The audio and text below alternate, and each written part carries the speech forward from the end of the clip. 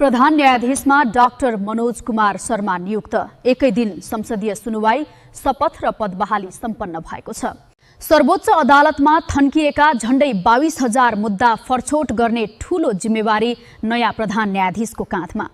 नेपाल अझै FATF part APG को grey लिस्टमै, सुधार नभए कालो सूचीमा पर्ने जोखिमबारे अन्तर्राष्ट्रिय चेतावनी। अर्थमन्त्री डाक्टर सोनिम वाग्लेको प्रतिबद्धता, नेपाललाई ग्रे लिस्टबाट बाहिर निकाल्न सबै उपाय अपनाइने।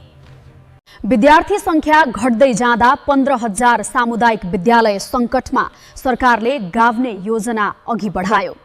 सरकारले काठमाडौँ उपत्यकाका जोखिमयुक्त नदी किनार बस्तीका सुकुम्बासी परिवारलाई 15,000 राहत रकम दिने निर्णय गरेको छ। उच्च पहाडी र हिमाली क्षेत्रमा पशुपालन घट्दा खर्क तथा चरण क्षेत्र संकटमा, विज्ञहरूले संरक्षणमा जोड दिए।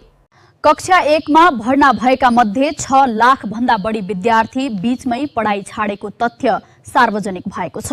मौसम पूर्वानुमान महाशाखाले दिएको जानकारी अनुसार उच्च पहाडी तथा हिमाली क्षेत्रमा हल्का हिमपातको सम्भावना रहेको छ। तराईका केही भागमा गर्मी र हुरी बतासको असर देखिन सक्छ।